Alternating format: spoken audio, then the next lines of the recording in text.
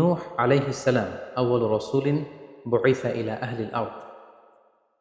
সাইয়েদনা আদম আলাইহিস সালাম এবং ইদ্রিস আলাইহিস সালামের পরে আল্লাহ তাআলা নূহ আলাইহিস সালামকে পৃথিবীর সর্বপ্রথম রাসূল করে এই পৃথিবীতে প্রেরণ করেছেন এবং আল্লাহ তাআলা ওনাকে বলেছেন আবদান শাকুরা, মানে হচ্ছে অ্যান অবিডিয়েন্ট সার্ভেন্ট অফ আল্লাহ। আল্লাহ তাআলার একজন কৃতজ্ঞ বান্দা হিসেবে আল্লাহ তাআলা কালামুল্লাহ মাজিদে নূহ আলাইহিস সালামকে এই উপাধি দিয়েছিলেন। পাশাপাশি তিনি হচ্ছেন উলুল আজমি মিনার রসুল, অর্থাৎ পাঁচজন নবীকে আল্লাহ তাআলা কুরআনুল কারীমে দৃঢ় প্রত্যয়ী বা দৃঢ়চেতা রাসূল হিসেবে ঘোষণা করেছেন। নূহ আলাইহিস সালাম হচ্ছেন তাদের মধ্য থেকে অন্যতম। সাউদার্ন ইরাকের একটি শহরে, যেটি কুফা শহরের নিকটবর্তী একটি শহর, এমন একটি শহরে আল্লাহ তাআলা নূহ আলাইহিস সালামকে নবী হিসেবে প্রেরণ করেছিলেন।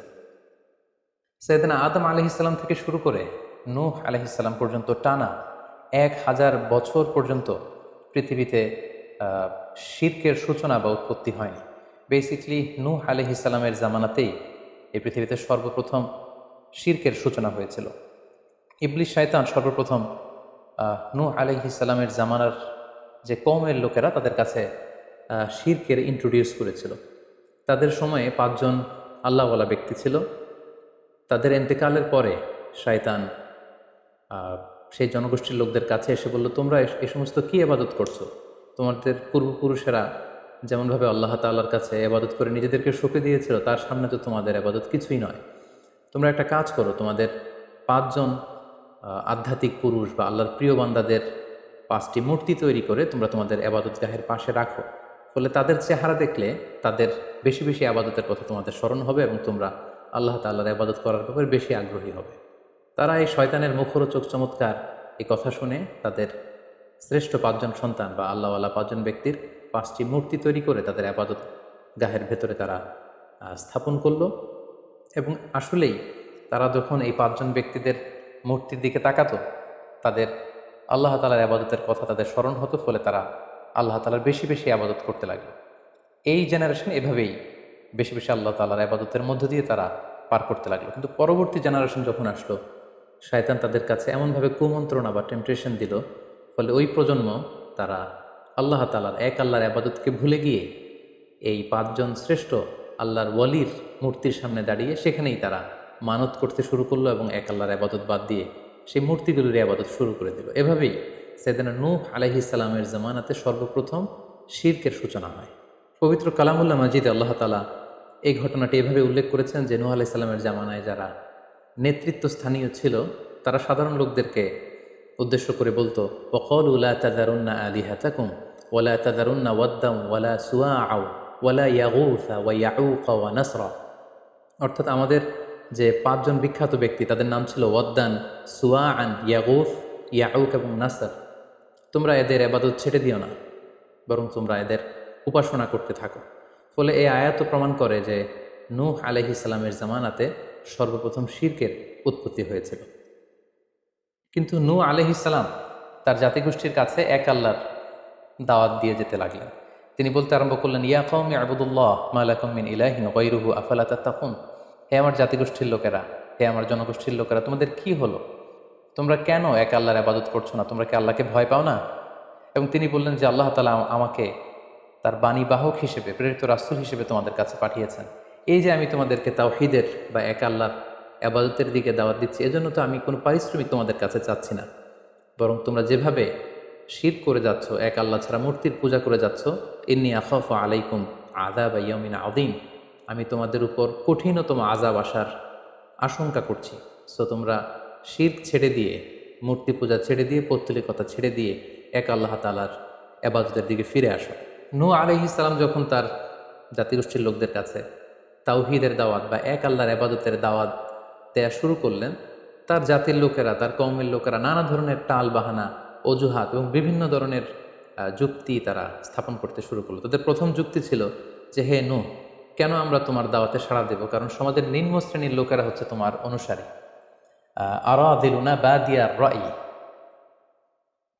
ওয়ামা নারাকা ইত্তাবাআকা ইল্লাল্লাযীনা হুম আরাযিলুনা বাদিয়ার রাই। কারণ আমরা দেখতে পাচ্ছি সমাজের লো ক্লাসের যারা লোকজন, নিম্ন শ্রেণীর লোকজন, নিম্ন পেশার লোকজন, এরাই হচ্ছে তোমার ফলোয়ার। তোমরা আগে এই সমস্ত লোকদেরকে তোমার আশপাশ থেকে সরাও, তখন আমরা তোমার এ দাওয়াতকে গ্রহণ করব। তাদের আরও একটি যুক্তি ছিল যে তুমি এই নিম্ন শ্রেণীর লোকদেরকে নিয়ে সমাজে ইনফ্লুয়েন্সিয়াল হতে চাচ্ছ, ইয়াতাফাদ্দালু আলাইকুম। এই নূহ হচ্ছে জেলে সমাজ, কৃষক সমাজ, এই সমস্ত নিম্ন শ্রেণীর লোকদেরকে নিয়ে এই সমাজের মধ্যে একটা ইনফ্লুয়েন্স ক্রিয়েট করে সে আমাদের উপর সুপিরিয়র হতে চাইছে। এটা ছিল তাদের আরেকটা যুক্তি। তারা আরও বলতো যে আগে যদি এই নিম্ন শ্রেণীর লোকদেরকে তোমার কাছ থেকে তুমি তাড়িয়ে দাও, তাহলে আমরা তোমার উপর বিশ্বাস স্থাপন করতে পারি। নূহ আলাইহিস সালামের এই কথার জবাবে তিনি বলেছিলেন, ওমা আনা বিতরিদিল্লিযিনা আমানু, অর্থাৎ যারা আল্লাহ তাআলার উপর বিশ্বাস স্থাপন করেছে, যদিও তারা নিম্ন শ্রেণীর হয়ে থাকে, কি করে আমি তাদেরকে তাড়িয়ে দিতে পারি। তাদের আরও একটি যুক্তি ছিল যে তুমি আমাদের মতো মানুষ, দেখতে তো তুমি আমাদের মতো মানুষ, তুমি খাচ্ছ, যাচ্ছ, ঘুমাচ্ছ, ঘুরে বেড়াচ্ছ, বাজারে যাচ্ছ, ক্রয় বিক্রয় করছো, আমাদের মতো মানুষ হয়ে তুমি কেমন করে রাসূল হতে পারো? তুমি যে রাসূল, কি করে আমরা বিশ্বাস করব? কেন আকাশ থেকে ফেরেশতারা এসে বলে দিয়ে যায় না যে তুমি রাসূল? তাহলে তো আমরা ফেরেশতাদেরকে দেখলে আমরা আস্থা পেতে পারি এবং নিশ্চিত হতে পারি যে আসলেই তুমি আল্লাহর পাঠানো রাসূল। এবং তারা পাশাপাশি আরও বলতো যে আমাদের পূর্বপুরুষরা তো এই সমস্ত মূর্তিরই পূজা করেছে, তাহলে কি তুমি বলতে চাইছো এরা ভ্রান্ত ছিল? সর্বশেষে তারা বলতে আরম্ভ করলো যে নূহ, তুমি হচ্ছে মিথ্যাবাদী, পাগল এবং ভ্রান্ত, আমরা আমাদের অবস্থানে অটল থাকব। এভাবে সাইয়েদনা নূহ আলাইহিস সালামের তাওহীদের যে দাওয়াত তিনি তার সমাজে ছড়িয়ে দিচ্ছিলেন, তারা ডিরেক্টলি এই একত্ববাদের দাওয়াতকে তারা প্রত্যাখ্যান করলো, রিজেক্ট করলো। কিন্তু নূহ আলাইহিস সালাম তিনি হাল ছাড়েননি। তিনি টানা 950 বছর তার জাতিগোষ্ঠীর লোকদের কাছে তিনি এক আল্লাহর দাওয়াত দিয়ে যেতে লাগলেন। কালামুল্লাহ মাজিদ আমাদেরকে জানাচ্ছে, ওয়ালাকাদ আরসালনা নূহান ইলা কওমিহি ফালাবিসা ফীহিম আলফা সানাতিন ইল্লা 50 আমা। তিনি 1 বছর, 2 বছর, 10 বছর, 20 বছর নয়, টানা 950 বছর তিনি লাগাতার কন্টিনিউয়াসলি তার কওমের লোকদের কাছে তিনি এই তাওহীদের দাওয়াত দিয়ে যেতে লাগলেন। এবং তিনি দিন রাতকে এক করে টায়ারলেসলি, রেস্টলেসলি তিনি তার জাতিগোষ্ঠীর কাছে এই একই দাওয়াত দিতে লাগলেন। তিনি বলছেন যে রব্বি ইন্নী দাআউতু কওমি লাইলা ওয়া নাহারা, হে আল্লাহ, দিন রাত তো আমি চেষ্টা করে গেলাম, তাদেরকে তাওহীদের দাওয়াত দিলাম, কিন্তু তারা আমার কথা শুনছে না। ওয়া ইন্নী কুল্লামা দাআউতুহুম লিতাগফিরা লাহুম জাআলু আসাবিআহুম ফি আযানিহিম। এর মানে হচ্ছে আল্লাহ, আমি যখনই তাদেরকে দাওয়াত দিতাম, তারা তাদের আঙ্গুলগুলো তাদের কানের ভেতরে ঢুকিয়ে রাখতো, যাতে করে আমার তাওহীদের কথা তাদের শুনতে না হয়। এবং ওয়াস্তাগশাউ সিয়াবাহুম ওয়া আসররু ওয়াস্তাকবারু ইস্তিকবারা, তারা আমাকে দেখলেই চাদর দিয়ে তাদের মুখ পেঁচিয়ে রাখতো, যাতে করে আমার কথাগুলো তারা শুনতে না পায়। সুম্মা ইন্নী দাআউতুহুম জিহারা, আমি, নূহ আলাইহিস সালাম বললেন, আল্লাহ, আমি দাওয়াতি কাজ করার কোনো মাধ্যমই তো বাকি রাখিনি। আমি প্রথমে পার্সন টু পার্সন আমি প্রাইভেটলি দাওয়াত দিতাম, এটা যখন তারা অস্বীকার করলো, আমি তখন পাবলিক দাওয়াত দেওয়া শুরু করলাম। আমি তাদের বড় গ্যাদারিংসে, বিভিন্ন ফেস্টিভ্যালে যে তাদেরকে এই দাওয়াতের কথা শোনালাম, কিন্তু তারা প্রত্যাখ্যান করেছে। সুম্মা ইন্নী আ'লানতু লাহুম ওয়া আসরারতু লাহুম ইসরারা, অর্থাৎ এই আয়াত থেকে বোঝা যাচ্ছে যে নূহ আলাইহিস সালাম দাওয়াত দেয়ার বা বাণী বাহকের যে কাজ, এই গুরুদায়িত্ব পালনে কোনো ধরনের প্রক্রিয়া তিনি বাদ রাখেননি। তিনি দিনে রাতে, তিনি প্রাইভেটলি, তিনি পাবলিকলি, তিনি উৎসাহ প্রদানের মাধ্যমে, জান্নাতের সুসংবাদ দেওয়ার মাধ্যমে, কিংবা জাহান্নামের ভয় দেখানোর মাধ্যমে নানাভাবে তার জাতিগোষ্ঠীর কাছে আখিরাতের কথা, আখিরাতে আল্লাহ তাআলার সুপ্রিম কোর্টের কাঠগড়ায় দাঁড়িয়ে জবাবদিহিতার কথা, এক আল্লাহর একত্ববাদের কথা, এই দাওয়াতগুলো তিনি দিয়ে গিয়েছেন। কিন্তু অধিকাংশ ক্ষেত্রেই এবং অধিকাংশ লোকগুলোই নূহ আলাইহিস সালামের এই তাওহীদের দাওয়াতকে প্রত্যাখ্যান করেছিল এবং রিজেক্ট করেছিল। এভাবে নূহ আলাইহিস সালাম যখন দাওয়াত দিয়ে যেতে লাগলেন, তার কওমের লোকদের মধ্যে থেকে ফাইনাল যে রেসপন্সটি এসেছিল সেটি হচ্ছে, ক্বালু লা ইন লাম তানতাহি ইয়া নূহ লা তাকুনান্না মিনাল মারজুমিন। হে নূহ, অনেক হয়েছে, এবার তুমি থামো। তুমি যদি এই দাওয়াত দেয়া বন্ধ না করো, তাহলে আমরা তোমাকে স্টোনিং করে, পাথর মেরে, প্রস্তর নিক্ষেপ করে দুনিয়া থেকে বিদায় করে দেব। এবং তারা এও বলল যে ক্বালু ইয়া নূহ ক্বাদ জাদালতানা ফাআকসারতা জিদালানা, অনেক হয়েছে, তুমি অনেক আর্গুমেন্ট আমাদের সাথে দিয়েছ, অনেক তর্ক বিতর্ক তোমার সাথে হয়েছে, এবার থামো। ফাআতিনা বিমা তাঈদুনা ইন কুনতা মিনাস সাদিকিন, তুমি যে আযাবের ভয় দেখাচ্ছ, পারলে সেটা দেখো। তুমি আমাদেরকে বলছো যে আমরা যদি এক আল্লাহর ইবাদত না করি, আমরা যদি পৌত্তলিকতা না ছাড়ি, তাহলে আল্লাহ তাআলা আযাব দিয়ে আমাদেরকে ধ্বংস করে দিবে। পারলে সেই ধ্বংসলীলা তুমি আমাদের সামনে নিয়ে আসো, পারলে সেই শাস্তি দেখাও, তুমি যদি সত্যবাদী হয়ে থাকো। এবার নূহ আলাইহিস সালাম তাদের এ ধরনের অ্যাটিটিউড দেখে অনেকটা হতাশ হলেন। তিনি তাদের কাছে কোনো প্রতিদান চাইছেন না, তাদের কল্যাণের জন্যই, তাদেরকে জাহান্নামের আগুন থেকে বাঁচার জন্যই তিনি 950 বছর ডেডিকেট করে দিলেন তাদের দাওয়াতি কাজে। কিন্তু তারা যখন এই দাওয়াতি কাজে সাড়া দিচ্ছে না, অবশেষে হতাশ হয়ে নূহ আলাইহিস সালাম আল্লাহকে দোয়া করলেন, আল্লাহ ফাফতাহ বাইনি ওয়া বাইনাহুম ফাতহান, আমি আর পারছি না, আপনি এবার এসপার ওসপার করে দিন, আপনি একটা ফয়সালা করে দিন। অবশেষে তিনি বদদোয়া করে বসলেন, তাদের উপর অভিশাপ দিয়ে ফেললেন, কার্ডস করে বসলেন। তিনি বললেন, রব্বি লা তাযার আলাল আরদি মিনাল কাফিরিনা দাইয়ারা, হে আল্লাহ, আপনি এমন আযাব পাঠান, আযাব দিয়ে আপনি কাফিরদের আন্ডা বাচ্চা কাউকে আপনি অবশিষ্ট রাখবেন না, পুরো কাফির সমাজ, মুশরিক সমাজকে আপনি আযাব দিয়ে ধ্বংস করে দেন। যদি আপনি তাদেরকে বাঁচিয়ে রাখেন তাহলে তারা বিশ্বাসীদেরকেও সংক্রামিত করবে এবং তাদের অনাগত প্রজন্ম তারা পাপাচারী হয়ে এই পৃথিবীতে তারা ফাসাদ সৃষ্টি করবে। নূহ আলাইহিস সালাম যখন এরকম বদদোয়া করলেন, আল্লাহ তাআলা নূহ আলাইহিস সালামের এই অভিশাপ বা বদদোয়াকে কবুল করলেন এবং তিনি নূহ আলাইহিস সালামকে জানিয়ে দিলেন, নূহ, তোমার কথা মতো আমি এবার এটার একটা শেষ দেখে ছাড়বো এবং আমি পৃথিবীতে আযাব পাঠাবো। সে আযাবটি হচ্ছে ভয়ঙ্কর ধরনের বন্যা হয়ে যাবে, গোটা পৃথিবীতে মহাপ্লাবন ঘটবে। সো সে প্লাবন থেকে বাঁচার জন্য ওয়াসনা ইল ফুলকা আয়ুনিনা ওয়া ওয়াহিনা, অর্থাৎ হে নূহ, তুমি আমার গাইডেন্স বা আমার পাঠানো দিক নির্দেশনা অনুযায়ী তুমি বিশাল একটি নৌকা বানাও বা কিস্তি বানাও বা বিশাল একটি জলতরী বা নৌযান বানাও, যাতে করে এই মহাপ্লাবন থেকে বাঁচার জন্য তুমি বিশ্বাসীদেরকে নিয়ে এই নৌযানে, এই কিস্তিতে, এই জাহাজে বা এই জলতরীতে, এই নৌকাতে তোমরা আশ্রয় নিতে পারো। আল্লাহ তাআলার পক্ষ থেকে এই আদেশ যখন আসলো, সাইয়েদনা নূহ আলাইহিস সালাম বিশ্বাসীদেরকে নিয়ে বিশাল এক জলতরী বা নৌকা বা বিশাল এক জাহাজ তিনি তৈরি করলেন। নূহ আলাইহিস সালামের কওমের মুশরিক লোকেরা যখন এই জাহাজ বা নৌকা বানাতে দেখলো, তারা হাসাহাসি শুরু করে দিল। কোরআন বলছে, ওয়া কুল্লামা মাররা আলাইহি মালাউম মিন কওমিহি সাখিরু মিন, তারা যখনই নৌকা বানানো, এই কিস্তি বানানো, এই বিশাল জলতরী বানাতে দেখলো, তারা ঠাট্টা বিদ্রুপ করলো। তারা বলল, নূহ, এই মরুভূমির মাঝখানে কোথায় তুমি এই নৌকা চড়াবে? তোমরা যেহেতু নৌকা বানাচ্ছ, পারলে একটা সাগরও বানিয়ে নাও, যাতে করে তোমাদের এই নৌকাকে, এই জাহাজকে তোমরা ভাসাতে পারো। সাইয়েদনা নূহ আলাইহিস সালাম এবং বিশ্বাসীরা আল্লাহ তাআলার উপর অটল থেকে আল্লাহ তাআলার দেয়া দিক নির্দেশনা অনুযায়ী তারা বিশাল নৌকা তৈরি করে ফেললেন।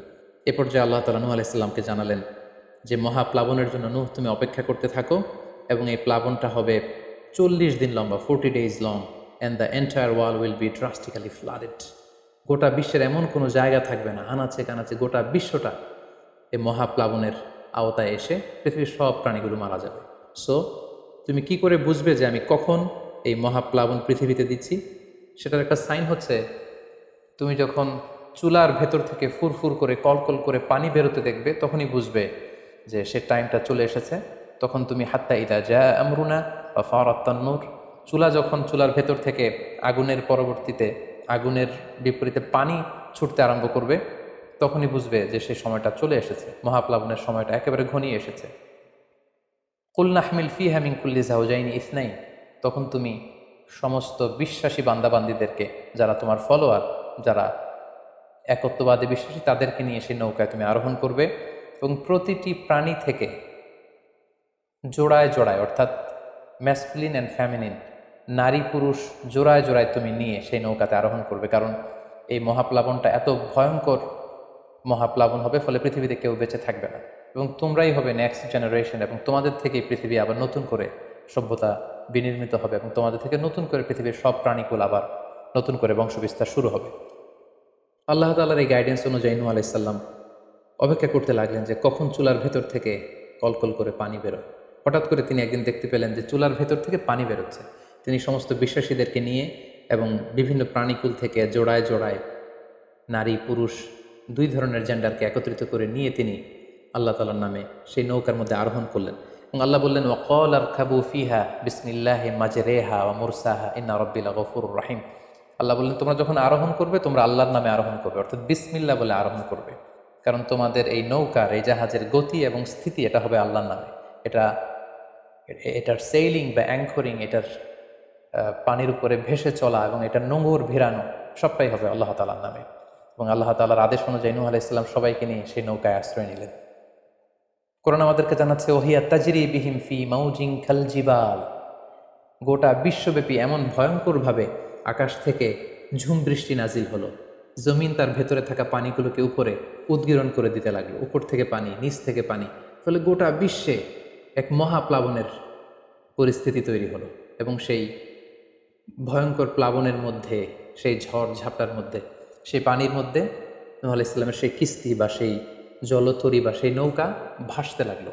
কোরআন বলছে যে ফিমাউজিন কাল জিবাল, বিশাল পাহাড় সম ঢেউয়ের মধ্যে নূহ আলাইহিস সালামের তরী আল্লাহর নামে ভাসতে আরম্ভ করলো এবং আল্লাহর নামে নূহ আলাইহিস সালাম সেই তরী ভাসিয়ে দিলেন। মহাপ্লাবনের ঠিক কিছু আগে নূহ আলাইহিস সালাম ওনার ছেলে কানাআনকে আহ্বান করলেন যে কানাআন, তুমি এই নৌকার মধ্যে আরোহণ করো। আমরা ইতিহাস থেকে আমরা জেনেছি যে নূহ আলাইহিস সালামের 4 জন সন্তান ছিল, হাম, সাম, ইয়াফাস, কানাআন। এই 4 জন সন্তানের মধ্যে 3 জন ঈমান এনেছে, শুধু কানাআন ছাড়া। নূহ আলাইহিস সালাম কানাআনকে বললেন, কানাআন ইয়া বুনাইয়া ইরকাব মা'ানা, হে আমার প্রিয় সন্তান, তুমি নৌকায় ওঠো, আল্লাহর কাছে তওবা করো।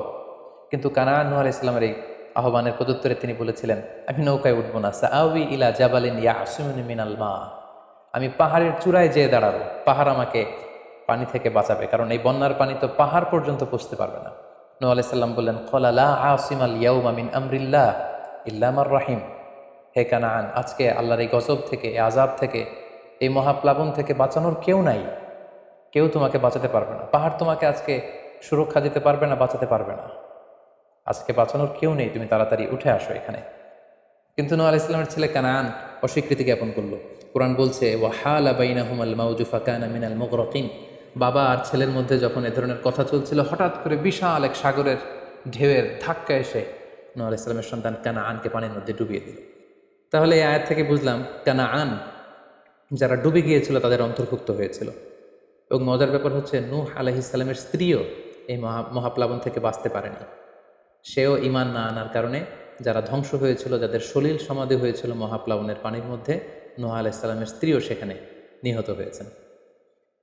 এখন একটি প্রশ্ন এসে দাঁড়ায়, সেটি হচ্ছে যে এটা কি একটা গ্লোবাল ডিজাস্টার ছিল কিনা? এটা কি ইরাকের সেই সাউদার্ন পার্টেই শুধু এই বন্যাটা হয়েছিল, না গোটা বিশ্বব্যাপী হয়েছিল? এ নিয়ে ঐতিহাসিকদের মধ্যে অনেক ধরনের মতামত পাওয়া যায়। তবে একটা বড় সংখ্যক ঐতিহাসিক মুআররিখুন তারা বলেছেন যে ইট ওয়াজ এ গ্লোবাল ডিজাস্টার। এই ফ্লাড, এই বন্যাটা ছিল গোটা বিশ্বব্যাপী। কারণ আল্লাহ তাআলা কোরআনে বলেছেন, নূহ আলাইহিস সালামের বদদুয়ার কথা বলেছেন। নূহ আলাইহিস সালাম বলেছেন যে রব্বি লা তাযার আলাল আরদি মিনাল কাফিরিনা দাইয়ারা, হে আল্লাহ, এই জমিনে একজন কাফিরকেও আপনি বাঁচিয়ে রাখবেন না। সো এই আর্থ শব্দটা প্রমাণ করে তিনি গোটা বিশ্বের দিকে ইঙ্গিত করেছেন। এবং আল্লাহ যখন জমিনকে ইঙ্গিত করেছেন, ইয়া আরদুবলাই, হে পানি তুমি নিচের দিকে চলে যাও।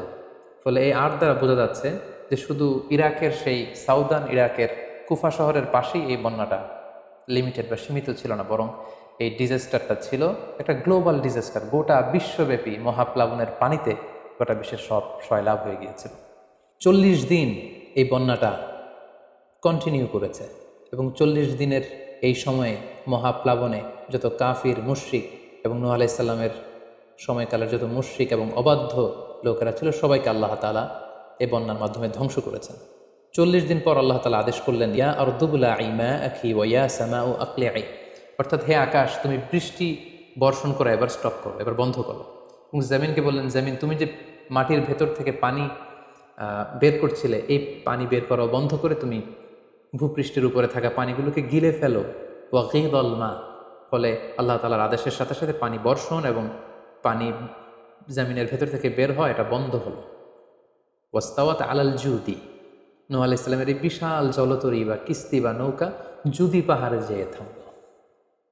জুদি পাহাড়ে এই তরীর নোঙর ভিড়ল।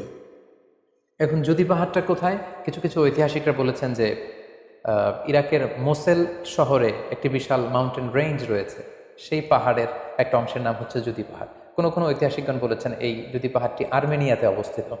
অনেক ঐতিহাসিকগণ মত প্রকাশ করেছেন যে এটি ইরাকেও নয়, এটি আর্মেনিয়াতেও নয়, বরং এটি তুরস্কের একটি পাহাড়।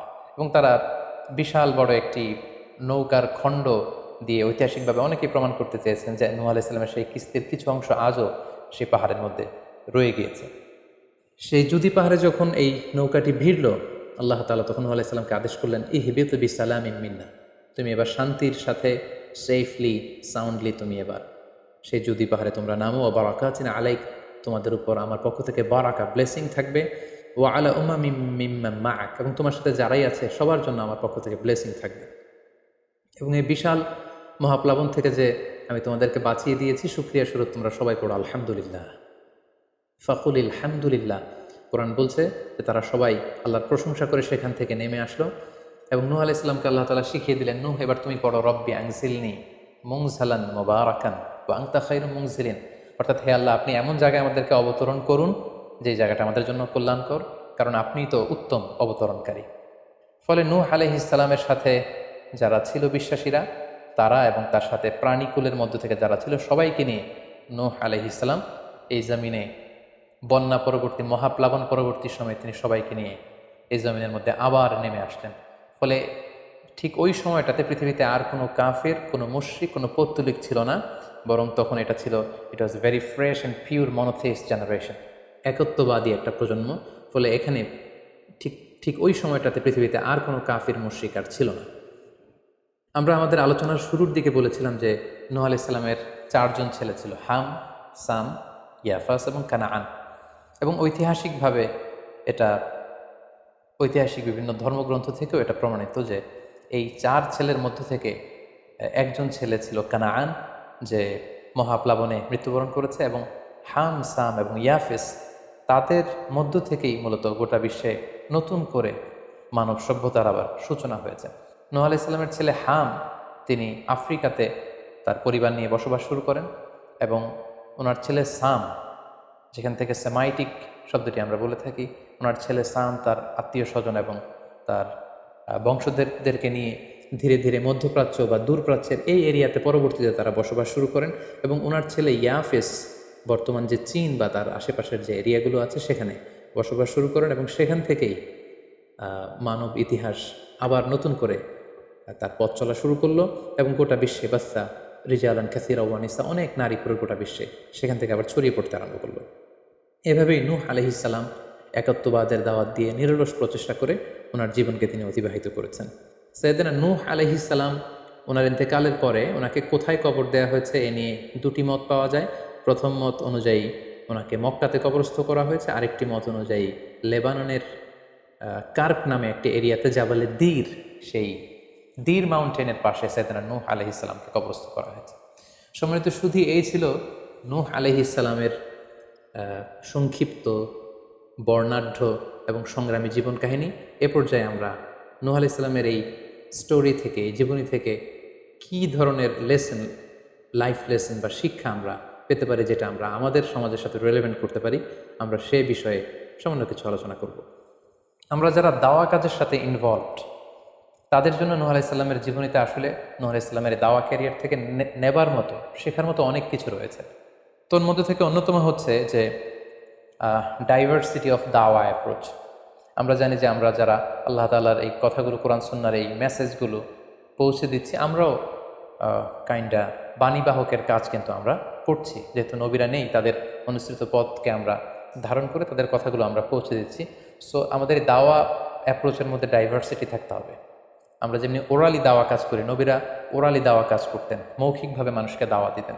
এই ওরালি দাওয়ার পাশাপাশি আমরা রিটেন দাওয়ার কাজ করতে পারি, আমরা প্র্যাকটিক্যাল দাওয়া কাজ করতে পারি। অর্থাৎ প্র্যাকটিক্যাল দাওয়াটা হচ্ছে লাইভ দাওয়া। আমার কথা দেখে, আমার আচরণ দেখে, আমার ডিলিংস দেখে মানুষ ইসলামের সৌন্দর্যের প্রতি আকৃষ্ট হবে, এবং এটা খুবই ফলপ্রসূ একটা দাওয়া সিস্টেম। সো আমরা যদি নূহ আলাইহিস সালামের জীবনের দিকে তাকাই, তাহলে দেখব উনি অনেকভাবে এই দাওয়া কাজ করেছেন। উনি প্রথম পার্সন টু পার্সন টার্গেট করে তাকে একা একা বোঝাতেন।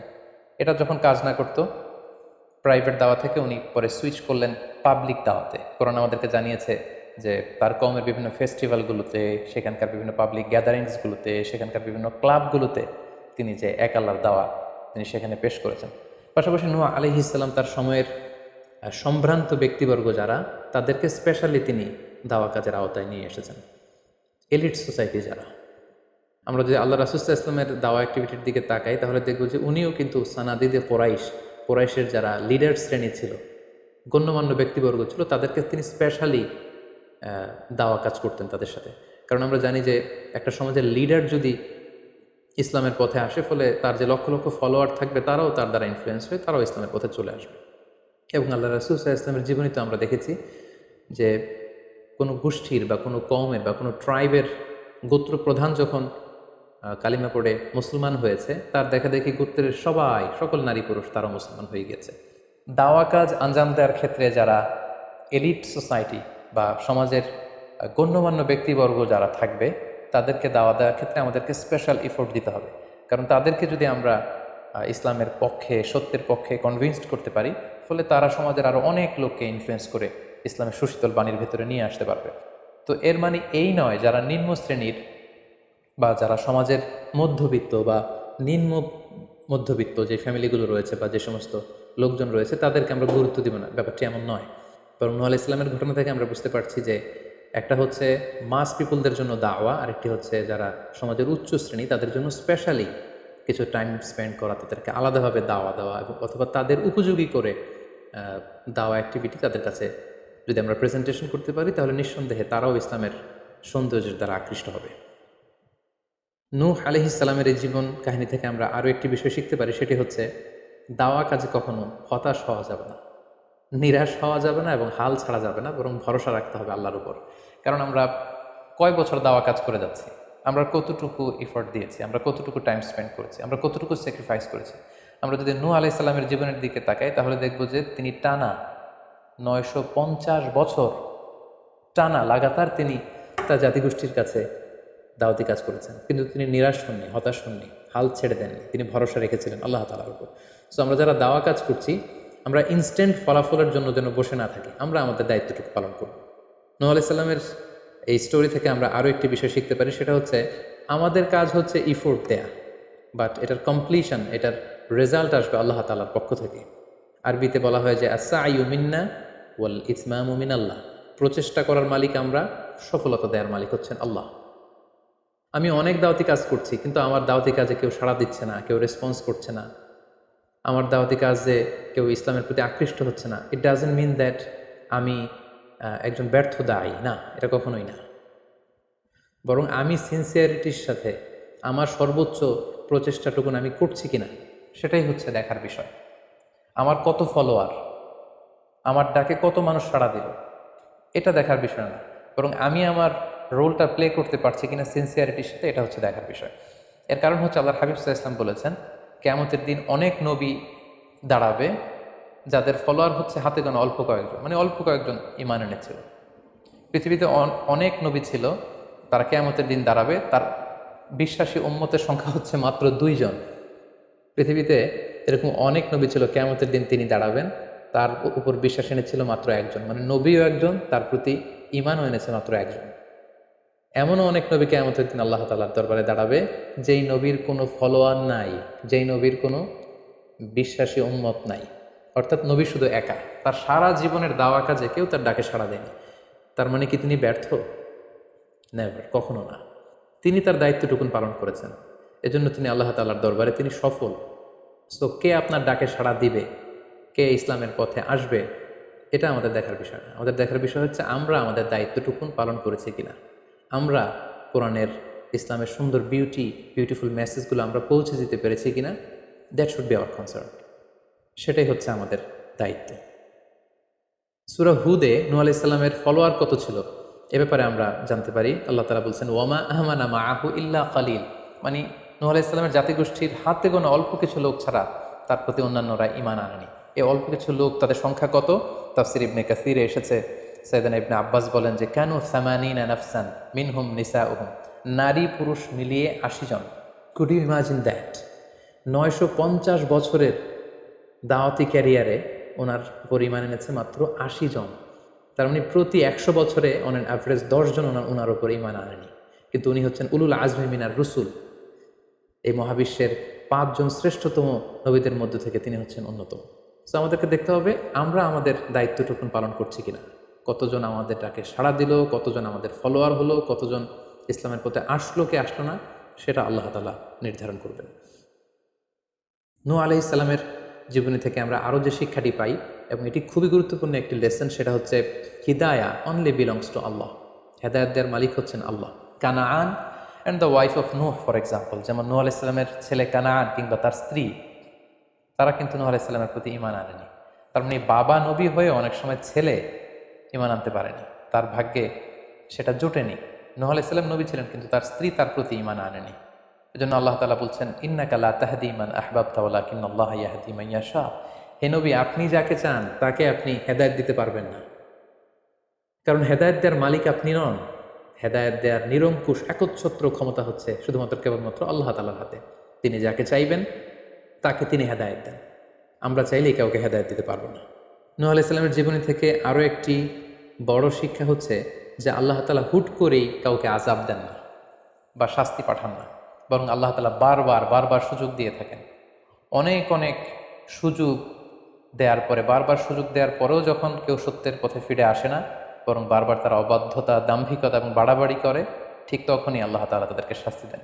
আমরা নূহ আলাইহিস সালামের জাতিগোষ্ঠীর দিকে যদি তাকাই, তাহলে দেখব যে তিনি 950 বছর তাদেরকে চান্স দিয়েছেন। এত লম্বা সময় তাদেরকে সুযোগ দেওয়ার পরেও তারা সত্যের পথে ফিরে আসে। অতঃপর আল্লাহ তাআলা মহাপ্লাবন দিয়ে পুরো জাতিগোষ্ঠীকে ধ্বংস করে দিয়েছেন। নূহ আলাইহিস সালামের জীবনী থেকে সর্বশেষ যে শিক্ষাটি আমরা পাই, সেটি হচ্ছে সব ধ্বংস ধ্বংস নয়। কিছু ধ্বংস আছে যেটা আবার নতুন করে সৃষ্টি করে, অর্থাৎ সৃষ্টির জন্য ধ্বংস। আমরা যদি দেখি যে আল্লাহ তাআলা এমন এক গজব পাঠালেন, এমন এক পানিশমেন্ট দিলেন, এমন এক মহাপ্লাবন দিলেন, যেটা দিয়ে গোটা পৃথিবীবাসীকে তিনি ধ্বংস করেছেন, অল্প কিছু মানুষ ছাড়া।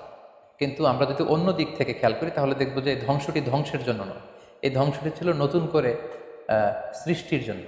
আমরা দেখি যে অনেক এলাকাতে অগ্নিকাণ্ড ঘটে, সেখানে হয়তো বেড়ার ঘর ছিল, টিনের ঘর ছিল, তো অগ্নিকাণ্ড ঘটার পরে সেখানে বিশাল করে বিল্ডিং তৈরি হয়। তার মানে সব ধ্বংস ধ্বংসের জন্য নয়, কিছু ধ্বংস আছে সৃষ্টির জন্য। নূহ আলাইহিস সালামের ক্ষেত্রেও এই ধ্বংসের ব্যাপারটি ঠিক এমনই ঘটেছিল।